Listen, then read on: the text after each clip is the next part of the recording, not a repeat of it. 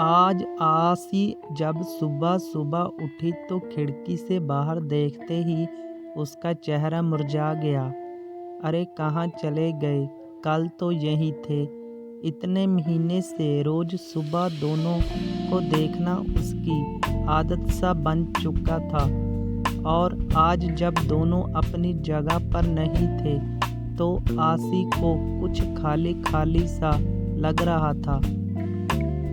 सुबह सुबह बस वो दोनों सामने दिख जाते तो आसी का रोम रोम पुलकित हो उठता था, सुवासित हो उठती थी। उसकी सांसें मन एक अद्भुत खुशी महसूस करने लगता, और सबसे खास बात इन सब का सकारात्मक प्रभाव पड़ता उसके मन मस्तिष्क पर, और कलम खुद ब खुद कोई गीत लिखने लगती। पता नहीं क्या जादू था उन नारगिसी फूलों में, बस देखते ही मन मचल उठता।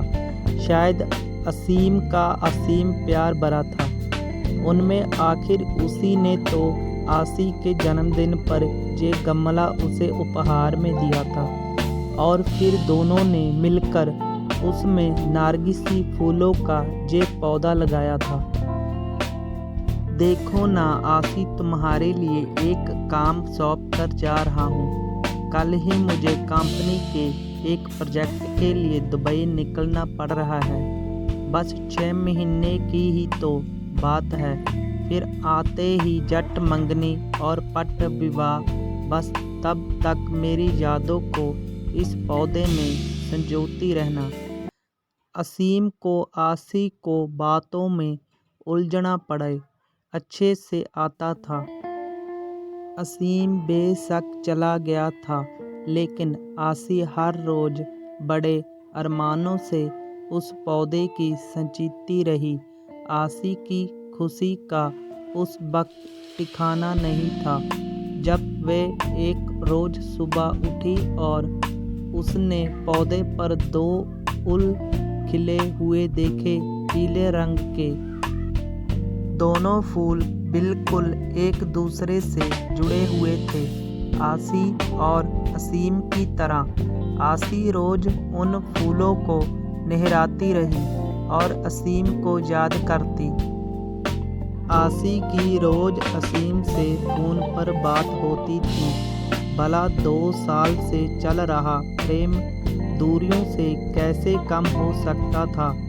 इसी प्रेम की शक्ति ने तो उसे क्या से क्या बना दिया था। कभी किसी को चिट्ठी पत्र में 2 अक्षर न लिखने वाली आसी की कला आज अनवरत चलने लगी थी। अपने जज्बातों की रहस्य में भिगोकर क्या क्या ना लिख डाला था उसने।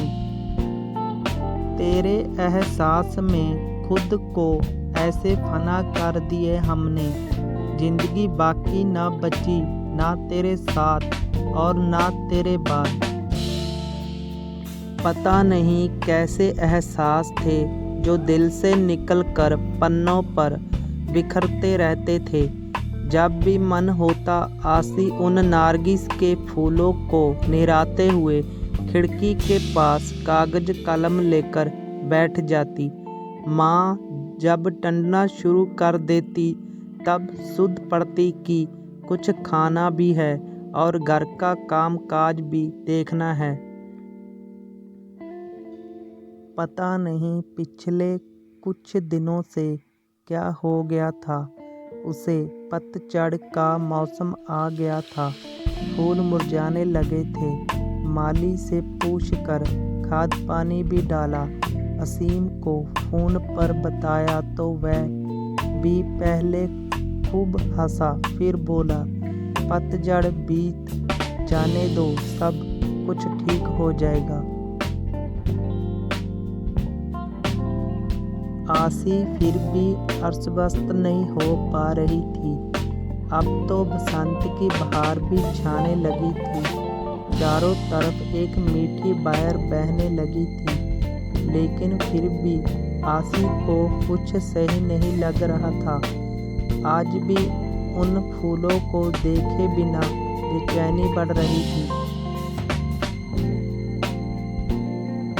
आसी कागज कलम फेंक कर बाहर आ गई थी और गमले के आसपास ही चहलकदमी करने लगी।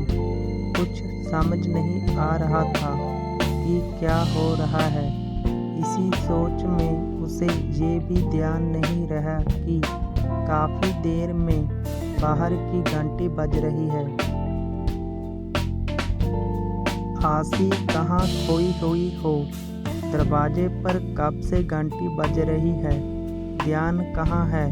माँ ने दरवाजे की ओर जाते हुए पूछा।